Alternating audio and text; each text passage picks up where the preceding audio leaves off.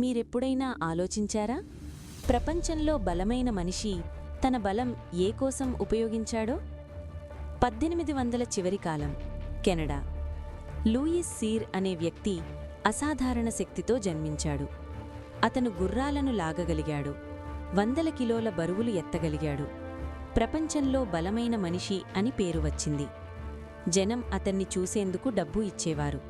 ప్రదర్శనలు జరిగేవి, పోటీలు జరిగేవి. కాని అతని జీవితం స్టేజ్ పైనే కాదు, పేదరికం, కుటుంబ బాధ్యతలు, పనిచేసే మనుషులకు సహాయం. ఒకసారి రోడ్డు మీద ఇరుక్కున్న బండిని అతను ఒంటరిగా తోసి బయటకు తీశాడు. మరొకసారి కూలీలకు కష్టమైన పని అతను ఒక్కరే చేసి చూపించాడు. ఈ కథ మీకు అర్థవంతంగా అనిపిస్తే సబ్స్క్రైబ్ చేయండి, ఎందుకంటే నిజమైన బలం కేవలం కండరాల్లో ఉండదు.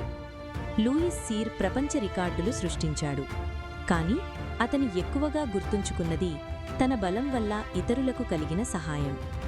అతని శరీరం పెద్దది, కాని అతని హృదయం ఇంకా పెద్దది.